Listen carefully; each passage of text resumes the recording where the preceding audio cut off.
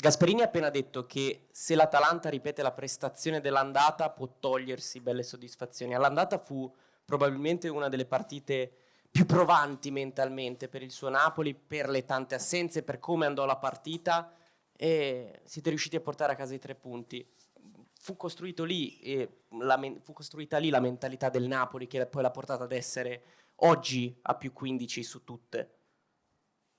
Quella che è la mentalità di una squadra si costruisce fin dal primo giorno di ritiro, fin dal primo discorso che andiamo a fare quando ci riuniamo le tante volte con i calciatori per vedere video e per analizzare quello che succede nello scorrere delle partite. Quella è stata una partita che probabilmente ha rafforzato quello che era il concetto del calcio che volevamo fare, magari con un risultato strappato a fatica, perché poi contro l'Atalanta sono grandissime sfide dove il risultato finale te lo devi meritare in qualche modo per portarlo a casa, perché loro sono una grande squadra, allenata da un grandissimo allenatore, anzi Gasperini sono ormai tantissime le stagioni a cui porta a casa un fatturato calcistico importante, sia di soldi che di risultati. Questo evidenzia la qualità del suo lavoro. E poi ci sono le caratteristiche della costruzione della squadra che sono ben delineate, che sono ben visibili e ben diverse da molte altre, tipo quella che abbiamo giocato ultimamente, perché giocano in maniera differente, per cui sarà una partita importante che noi affronteremo nella maniera corretta, perché non abbiamo da fare nessuna reazione. Le reazioni si fanno quando si sbagliano le partite precedenti, e noi nella partita ultima precedente contro la Lazio non abbiamo sbagliato niente sotto l'aspetto dell'atteggiamento e della ricerca. Poi è chiaro che bisogna fare delle cose fatte in maniera meglio. Noi ci è mancato solo il risultato, che è quello che cercheremo domani contro una squadra fortissima. Sky e si prepara a Sport Italia. Quindi Spalletti, buongiorno, quindi il risultato della partita con la Lazio non ha cambiato nulla nella preparazione dei prossimi 7 giorni, nell'approccio, nella condivisione anche settimanale con i suoi giocatori, perché queste comunque sono 2 partite molto importanti in ottica Champions, ma anche campionato evidentemente, per sfruttare quello che lei chiama e definisce l'effetto rimbalzo. Ha cambiato tutto. No, non ha cambiato niente, ha cambiato tutto perché giocano in maniera differente. Mentre la Lazio gioca compatta in un fazzoletto di campo, facendo quasi sempre le stesse cose, interpretando benissimo quando accorciare con la linea difensiva e quando scappare, però poi usano il concetto di copertura di spazi, il concetto di blocco squadra, mentre l'Atalanta è una partita dove gli spazi li troveremo fra gli uomini, perché loro ti vengono addosso.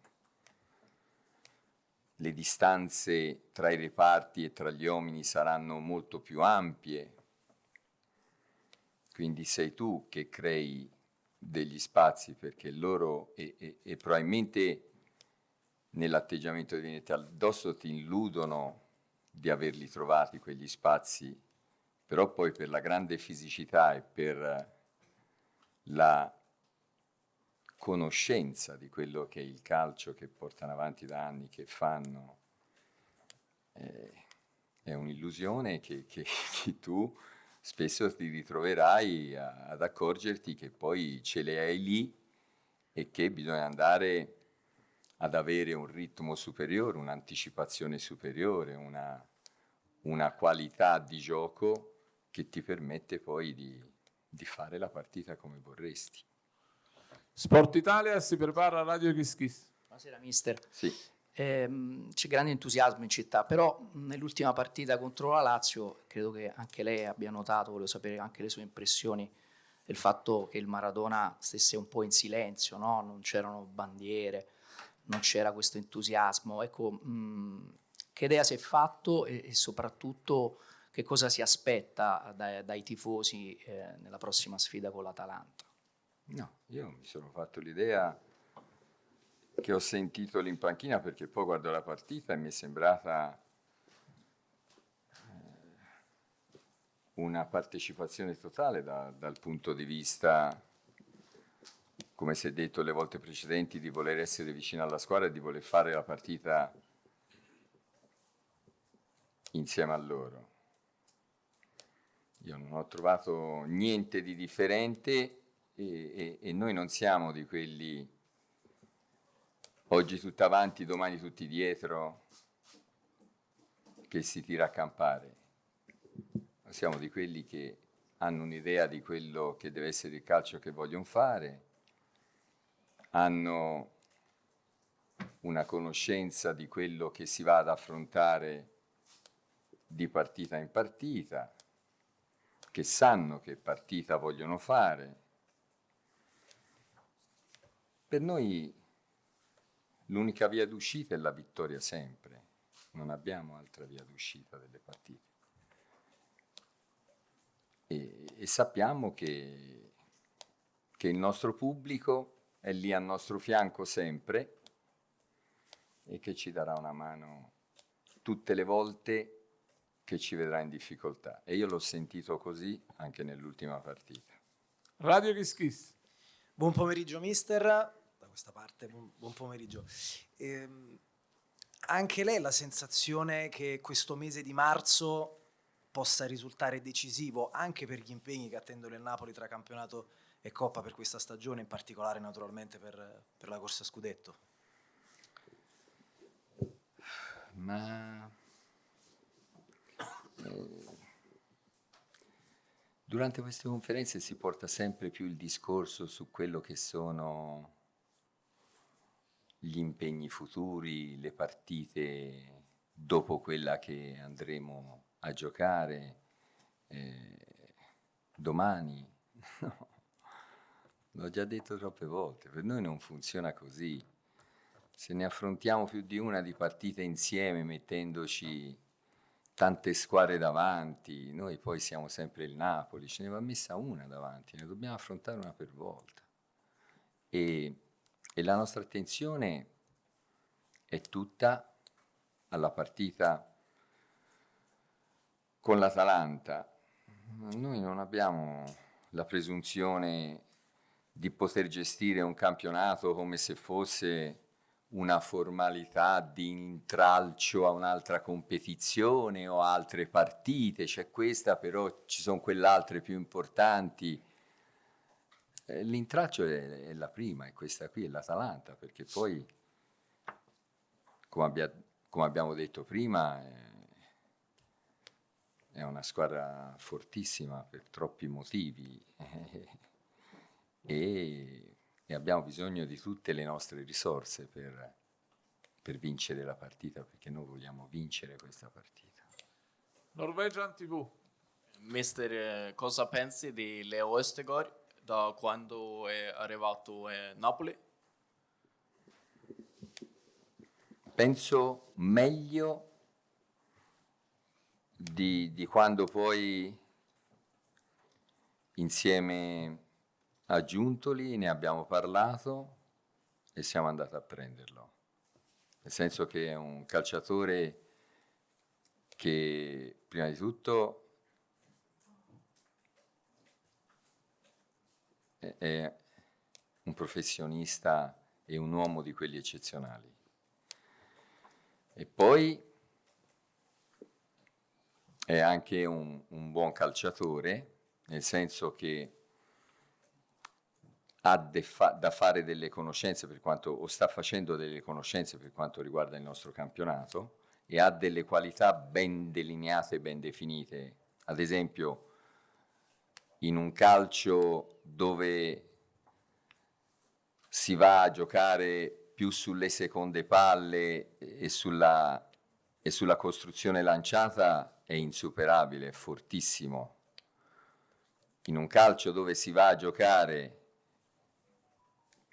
su spazi più stretti, su quello che è l'interpretazione, su quella che è la velocità di reazione, ci sono delle cose che sta apprendendo e che sta migliorando e che soltanto la qualità di due centrali perfetti come Kim e Rachmani non gli ha concesso molto spazio. Corriere dello Sport. Corriere dello Sport. Grazie. È lui quello di Corriere dello Sport. Sì. No, Ancora lui. È ancora lui. non capivo bene quale indicava. E quando o quale sarà il momento in cui sarà possibile pensare di aver messo le mani sullo scudetto? Dalle mie parti dicono riborda o ritonfa, dipende che si vuole. Sarà possibile pensarlo quando non ci sarà un'altra squadra in condizione di prenderci come punti. No. Ragazzi, noi dobbiamo ancora fare tantissime partite di livello importantissimo per quanto riguarda non solo il calcio Napoli, ma il calcio italiano. Abbiamo visto anche ora quale qualità ci sia nel calcio italiano, nonostante ciò che si dica nel confronto con il calcio europeo.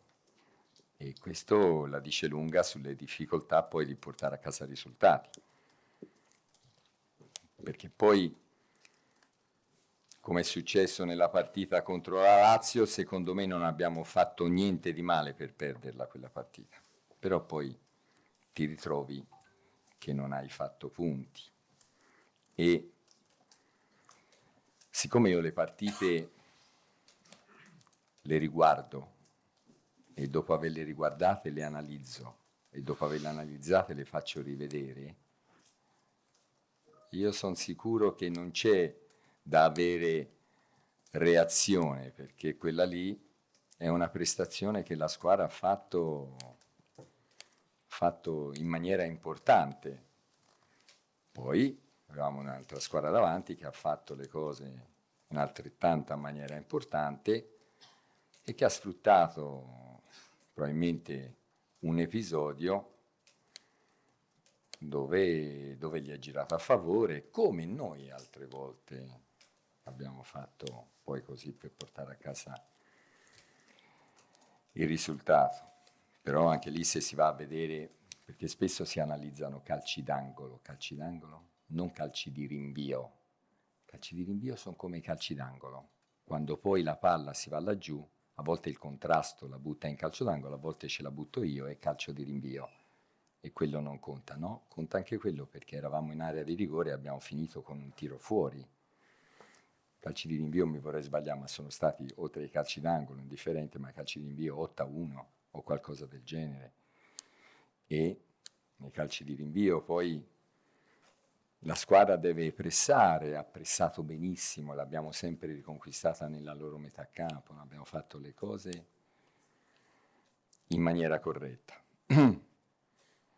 E probabilmente dobbiamo fare ancora meglio, cosa che ci stiamo preparando a fare domani, perché domani noi abbiamo da sbrogliare una situazione non facile, però vogliamo portare la vittoria a casa, vogliamo sentirci o vogliamo essere di quelli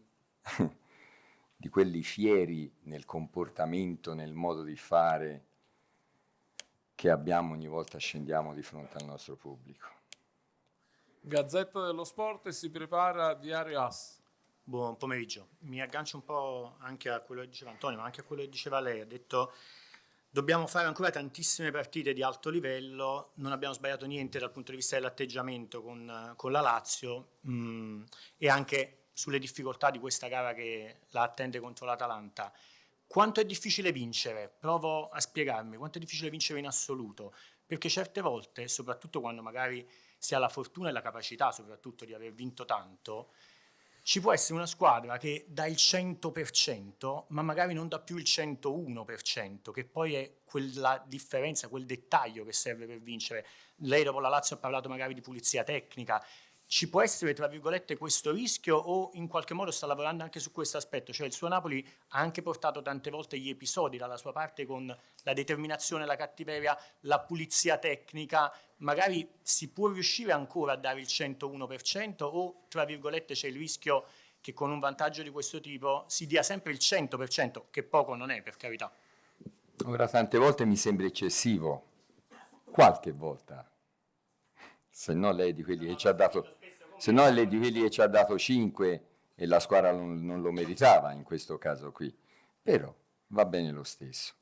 Qualche volta abbiamo portato a casa il risultato così, perché poi spesso la squadra se l'è meritato, tantissime volte. Questi ragazzi che alleniamo non hanno bisogno di motivazione da parte mia, non ce n'è bisogno, perché sono consapevoli del prestigio di questa maglia e di questa città.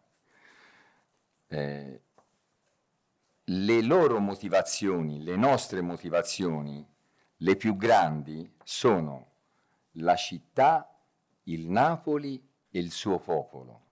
E se uno pensa a queste cose qui, se uno quando va in campo invece d'avere il problema di quando andare a riprendere il cugino che è da qualche parte per andare a cena fuori, ma pensa a quello che è la città di Napoli, pensa ai tifosi del Napoli, pensa a quella che è la storia di questo popolo calcistico, non c'ha bisogno di motivazioni. L'essenziale è andare ad avere pensieri giusti, occhi puntati sulle stelle, piedi ben saldi per terra e si va a giocare. Diario AS e si prepara il Corriere della Sera.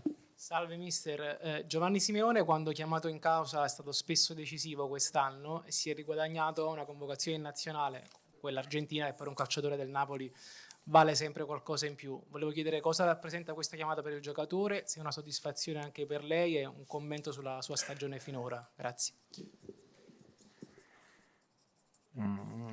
Cosa rappresenta per il giocatore stamani quando se n'è parlato? Perché poi spesso succede che fra di noi ci informiamo su quelli che sono i calciatori perché ci sono delle conoscenze dirette, a volte personali, a volte con la società, con il direttore e via dicendo, per cui si parla e quando se ne è parlato stamani con lui gli brillavano giustamente gli occhi perché lui è di quelli veri, è di quelli sanguigni per la sua patria, per la sua nazionale. Questa è una caratteristica un po' di tutti, ma per i sudamericani ancora più forte, ancora di più. E significa che anche in poche partite è riuscita a lanciare un messaggio ben chiaro, indelebile, per chi lo vede e per chi lo valuta. Cioè lui non va ad avere una prestazione a gettone in base aspiro se ci metti 50 centesimi, la metà che se ci metti €1. Lo aspira sempre nella stessa maniera, va sempre forte e va a tentare di dare l'aiuto maggiore a quella che è la causa di squadra, quella che è la motivazione per cui è qui. Corriere della Sera e si prepara la Repubblica. Sì mister, le chiedo di Raspaduri come sta, come invece del recupero e se ci sono i margini di ritrovarlo prima della sosta. Raspadori va valutato come tutti gli infortunati, sta lavorando benissimo, è in campo a fare le cose con il pallone a livello individuale, non con la squadra, per cui aspettiamo da un momento all'altro che ci diano il permesso, lo staff medico, di poterlo utilizzare nelle esercitazioni. Repubblica e si prepara il mattino. Buonasera. Volevo chiederle, si era parlato tanto del condizionamento del mondiale su questa stagione, volevo sapere se è un problema superato oppure se i giocatori che sono stati in Qatar avranno bisogno di una gestione diversa in questo finale di stagione. Grazie. Ma ora le partite diventano abbastanza, anche senza andarci a mettere quella roba lì dentro, per cui di volta in volta si vanno a valutare, si vanno ad analizzare. Questa settimana qui si sono allenati benissimo, come si erano allenati le settimane precedenti. Noi abbiamo a che fare con un gruppo di calciatori importante, roba seria, roba di quelli che vengono e ti guardano in faccia dal momento che entrano dentro e ascoltano da che parte vuoi andare e poi prendono e partono. E questa qui è la maggiore forza che noi abbiamo, di avere dei ragazzi sanissimi che ha solo un pensiero, che ha solo un obiettivo, che ha solo una ragione di essere calciatore. E si va tutti da quella parte lì, vanno tutti da quella parte lì, perché io sono di quelli che quando c'è qualcuno che dice delle cose meglio di come le dico io e qualcheduno fa cose migliori di come le faccio io, sono di quelli che impara e che segue poi la direzione che indicano gli altri. Il mattino e si prepara Canale 8. Parlando prima di Gasperini, gli ha fatto i complimenti citando i fatturati altissimi di risultati e di soldi che ogni anno produce all'Atalanta. E lei che giudizio dà di se stesso, visti i risultati in termini di fatturati altissimi che facilmente prevedibile il Napoli otterrà quest'anno? Altissimi valori. Quello se nel lavoro riusciamo ad abbinare quelli che sono risultati e guadagni per la società di cui fai parte, di cui lavori, è un motivo di soddisfazione maggiore, è un piacere, è una qualità che va condivisa con chi ha scelto i calciatori, con chi li ha proposti, in questo caso quello lì dietro con quella maglia grigia a lei, perché poi se abbiamo questi calciatori qui, perché funziona così, che siccome siamo anche amici oltre a essere colleghi di lavoro, per cui le cose si dicono, c'è questo, quest'altro, che ne pensi, che non ne pensi, poi naturalmente lui avendo un bagaglio superiore e essendo il suo lavoro più preciso, ha più motivi da portare dentro, ma è chiaro che vuole accontentare anche me poi nella scelta dei calciatori, perché li deve allenare, perché poi si va a giocare il calcio che si crede corretto giocare da un punto di vista tecnico. E poi bisogna essere bravi qualche volta, in questo caso lui, a sterzare se quello lì non riesce a portarlo a casa, quello che ha individuato come il primo della lista. La lista è fatta di un secondo, un terzo, un quarto e giochi su più campi e poi riesci a portarli a casa. E questi che abbiamo portato a casa sono tutte prime scelte, per cui da un punto di vista mio diventa più facile avere poi meriti e essere orgoglioso di aver contribuito a far crescere il budget dei soldini a disposizione per la società per eventuali prossimi mercati, però spesso ci ha messo mano lui, perché viene da quel ragionamento lì, insomma, la creazione di una squadra. Canale 8 e si prepara Canale 21. Buon pomeriggio. Pochi giorni fa è stato il suo compleanno, a proposito ancora auguri. In genere le persone quando insomma festeggiano il compleanno fanno anche un po' di bilanci. Non so se è una sua abitudine, ma se è una sua abitudine, qual è il bilancio che ha fatto fino a questo momento. Grazie. Mi ha detto una cosa nuova, io lo faccio in fondo all'anno il bilancio, lo faccio a giugno il bilancio, non a marzo. A marzo è il mio compleanno e mi fa piacere aver ricevuto tutti quegli attestati di stima, tutte quelle belle parole dai tifosi del Napoli, dai miei amici e soprattutto dalla mia famiglia, però poi i bilanci si fanno dopo da un punto di vista professionale, non qui, non il 7 marzo. Canale 21. Salve. Salve Spalletti, sono qui. Volevo chiederle se in vista della gara con l'Atalanta e poi considerando che dopo ci sarà la Champions, cambierà qualcosa nella sfida di domani, insomma se ragionerà in tal senso. No, non ragionerò in quel senso perché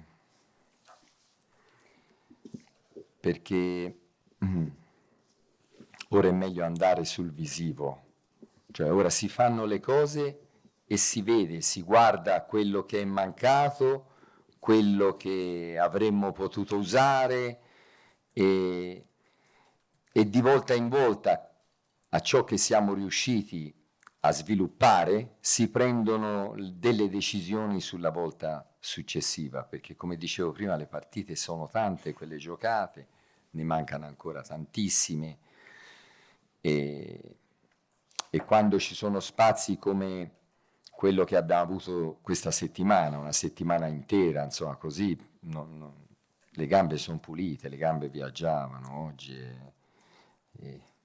e le sensazioni che ho io della squadra sono super positive. Radio Amore e si prepara Infonapoli 24. Salve mister, lei ci ha mostrato un Napoli capace di offrire diverse soluzioni tattiche. Con la Lazio mi è sembrato, poi magari me lo conferma lei, che il centrocampo era un po' bloccato, magari con Mario Rui che l'abbiamo visto. Chi era visto, bloccato? il centrocampo. Mm-hmm. Magari con Mario Rui avrebbe potuto, no? L'abbiamo visto a volte accentrarsi, impostare l'azione, si sarebbe potuta vedere una partita diversa e se anche con l'Atalanta magari ecco un Mario Rui, oppure se sta provando queste cose anche con Olivera, visto che non è sì, disponibile. Domani Mario Rui è titolare. Mario Rui non c'è. Appunto, e che vuoi parlare di un giocatore che non c'è? Parlo di quelli che ci sono. Cioè parlo di quelli che ci sono. Olivera ha fatto una grande partita anche l'altro giorno, come tutte le volte, ma non lo so se sono caratteristiche diverse, non lo so. Io so che Olivera quando l'ho chiamato in causa ha fatto delle grandissime partite e so che 2 anni fa Mario Rui lo contestavate tutti e lo volevate tutti mandare via e gli davate tutti dei giudizi pessimi, tutti.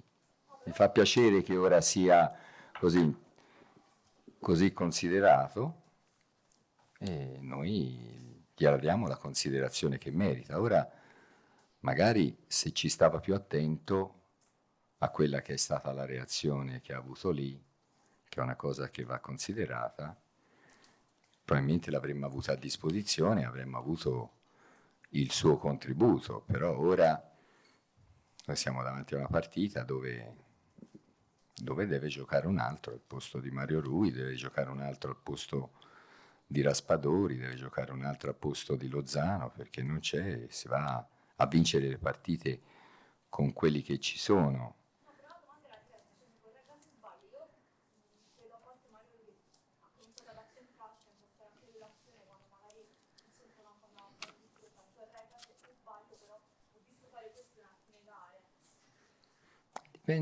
Dipende quello che fa l'avversario, anche Di Lorenzo si accentra, anche Oliveira si accentra, anche Berezischi negli allenamenti si accentra perché lei non li vede, ma dipende un po' gli altri come giocano. Quando si gioca contro i 2 attaccanti, sono 2 gli attaccanti e stanno centrali, vuol dire che ti lasciano liberi i terzini, per cui i terzini possono stare più stretti, collaborare od essere più legati con il mediano e con i centrocampisti.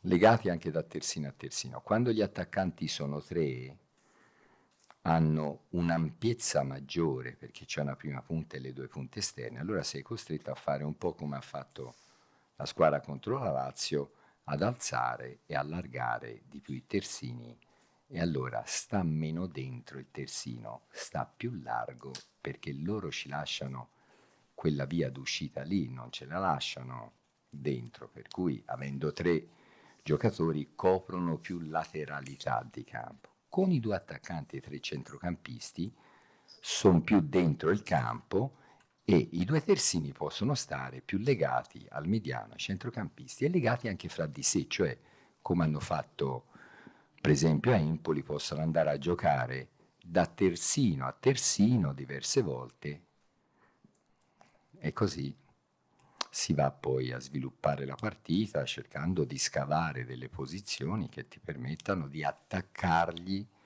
o di fare questi inserimenti di attacchi alla linea difensiva, perché poi quello che conta è andare di là alla linea difensiva per trovare degli spazi importanti sia sotto la linea che sopra la linea difensiva.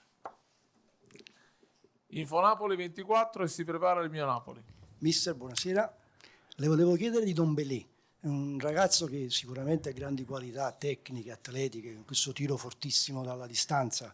Ritiene che però ci sia ancora davanti un'ampia area di miglioramento per lui, cioè che non abbia ancora espresso completamente il suo potenziale, e se in questo finale di stagione quanto e come gli potrà ancora essere utile? Grazie. Sono d'accordo con lei, nel senso che Ndombélé è un calciatore forte,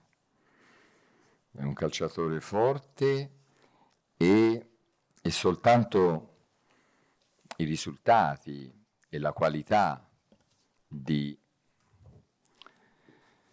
Zielinski e di Anghissa che hanno avuto in questo periodo, in questo pezzo di campionato, non gli ha permesso di giocare di più e non gli ha permesso di far vedere quella che è la sua di qualità. Lui è questo cubo che ha forza, che ha tecnica, che riesce a togliersi di dosso queste marcature, come avverrà domani dell'uomo contro uomo, anche perché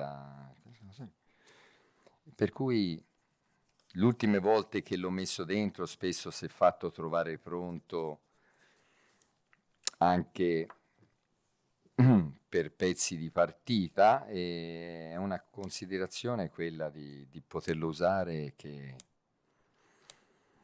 lei mi ha letto nel pensiero. Lei è un sensitivo. Dopo non te ne andare, il mio Napoli. Mister, sì. ci provo anch'io parlando di un altro singolo. La partita d'andata fu uno determinante, Elmas, anche se ha giocato al posto di Kvaratskhelia perché era assente. Considerata l'assenza di Lozano, può essere una soluzione anche se dall'altro lato del fronte d'attacco? Ma Elmas può essere la soluzione a qualsiasi volontà ci sia da parte dell'allenatore. Nel senso che Elmas, ne abbiamo già parlato, è un calciatore forte, un ragazzo fortissimo che uno come me, per come sono fatto io, lo vorrei sempre avere nella mia squadra. Poi è vero che può giocare di più, può giocare di meno anche lui, però bisogna sempre tenere presente quelle che sono state le prestazioni per poter mettere mano in maniera imponente alla squadra, bisogna sempre tenere presente quelle che sono state le prestazioni precedenti dei calciatori. C'è l'ultimissima di Ugolini Sky.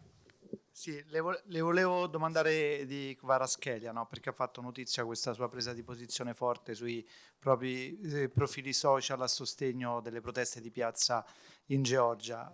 Volevo sapere se ne avete parlato qui a Castelvolturno, e se l'ha colpito comunque la sensibilità di un ragazzo che comunque, seppur a 22 anni, è così coinvolto emotivamente e socialmente nelle questioni che riguardano il suo paese. Sì, ho letto, perché poi lui ha preso parte attraverso i suoi social in maniera importante, come una persona deve sempre fare quando ritiene che ci siano delle ingiustizie, e quello che lui ha scritto sul suo social, facendo leva sulla forza che ha poi di ascolto per quanto riguarda i suoi mezzi, è un voler scendere virtualmente in piazza anche lui e voler far sapere quello che è il suo pensiero. Noi l'abbiamo ritenuto giusto, e io penso che vada applaudito più di un gol in questo caso qui, per quello che è stata la sua posizione.